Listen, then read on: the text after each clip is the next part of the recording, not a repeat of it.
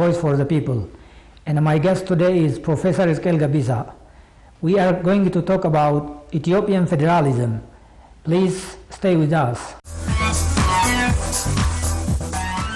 What is federalism and how does it differ from other governance systems common in the world? Federalism is a system of governance. Depending on the state formation system or the evolution of the state historically, it's a form of governance where the center is weak and the regions or the federal units exercise autonomy from the center. But in general, it's about separation of power between the center or the federal state and the federal units exercise legally differentiated powers. The regions, based on the constitution that undergirds the federal system, the law differentiates between the powers that are assigned to the center and to the regions. Also, the way that the federalism itself evolved determines how much power is devolved into the regions and how much power is reserved for the center or for the federal structure. In some places like the United States, where you have coming together federalism, that is to say, the federal units actually come together, they are the sovereign states and they come together and arrogate certain powers to the federal government. In that case, the federal units are stronger in terms of their sovereignty and the levels of power that they exercise. And what do you say about Ethiopian federalism? Because some call it ethnic federalism and others call it linguistic federalism and even fake federalism. What do you say on this? Federalism is that there is a structure of federalism. There is a constitution that actually puts together the federalist structure itself, but it's not implemented, so it is fake. So I understand it from that perspective that people are trying to derisively describe the fact that there is federalism or a federal arrangement on paper in Ethiopia, but it's not been implemented. In that sense, you could say it's a fake federalism. But there is no governing structure known as fake federalism. Linguistic federalism, probably if the federal structure is built on following the settlement of people speaking the same language, might be referred to as linguistic. I think in our case, ethnicity in itself is considered a backward state, a primordial state. So it's people who use the word or the description ethnic federalism are not describing it in a good way. It's a contemptuous reference. The Ethiopian federal system is a multinational structure. It's a multinational arrangement. That is to say, if it was only linguistic, is drawn simply following the language or the language spoken by the people, then some of the people that are in Amara region who speak the Oromo language should be part of Oromia, but they are not. So it is language primarily, but it's also settlement pattern of people who speak certain language. So it is a multinational federation. That is the appropriate description of Ethiopia's federalism. And it has actually a historical root to it. It's not something that is simply pulled from thin air. There was a question of nations and nationalities in Ethiopia, and the federal system is a response to that question of the question of nations and nationalities. As a response to that historic question, it is a multinational federation, both in terms of its historical origin and as an appropriate description of Ethiopia's federal system. It is a multinational federation. Do you mean that Ethiopian federalism is best for Ethiopia right now? At this point in time, yes. The other alternative is what we have tried. What we have tried is a unitary system in which, following policies that the multinational people of Ethiopia were forced to accept language, identity, way of life, that under the Emperor Haile Selassie, the policy of the country was to assimilate the different peoples of Ethiopia into what they considered an Ethiopianness, what they considered to be an Ethiopia, which is, from their perspective, or from what they wanted to do, from their perspective, is an identity that is greater than the constituent parts.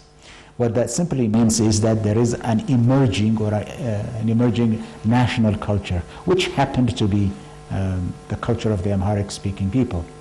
So all other peoples in Ethiopia were, through education, through cultural representation, through media, through other means, were supposed to be assimilated into one culture. So that culture, that one national culture, precipitated a unitary system. A unitary system where power is held by an autocrat and not shared by other forces. That was a system, a unitary system of governance with probably some administrative divisions. But administrative divisions do not have their own autonomy. There is no regional autonomy. It's simply to make sure administration is laid down, control is held. Otherwise, it was a unitary structure that we had until the Derg, until the end of the Derg. So that is the option that we had, which is an option that didn't work. But like I was saying earlier, that there was a historic question in this country. For the last 50 or maybe more than that, about 60 years, there were two questions that roiled politics in this country, that shaped the politics in this country. One is the land question, the land to the tiller question. The other is the nationalities question.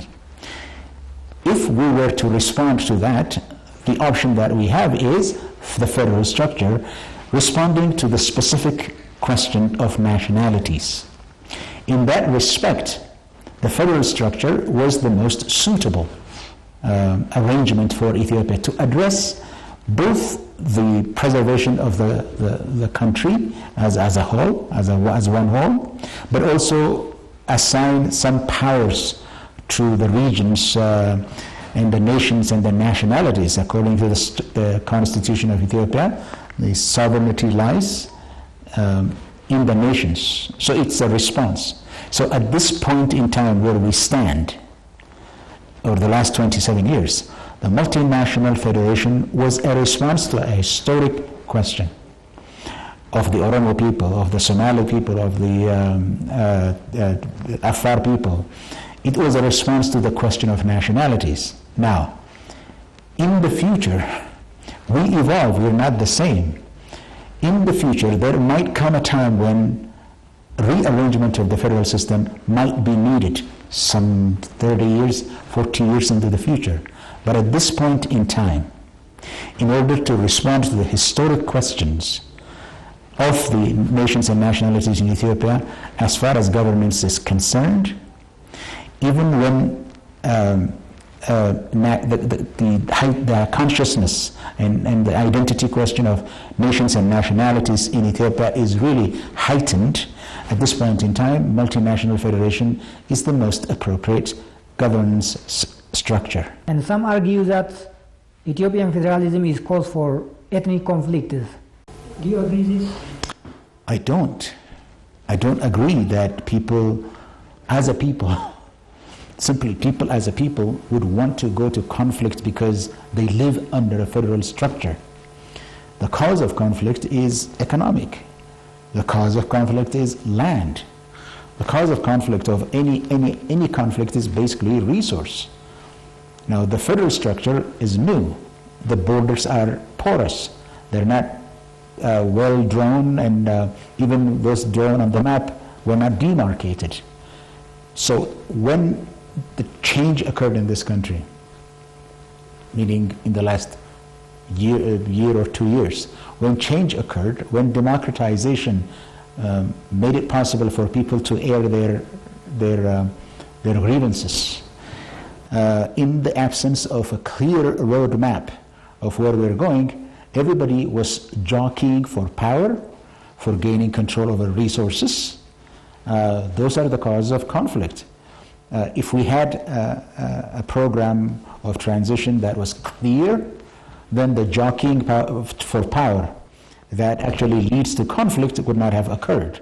Secondly, the conflict is actually elite driven. It's politicians driven. It's not conflict between people. Federalism per se. Federalism is not a cause. It cannot be a cause. It cannot. But except that it was not really implemented fully, and we have not really defined the borders between the regional states. We haven't even gotten into a conversation, national conversation, between the nations that inhabit the different regions.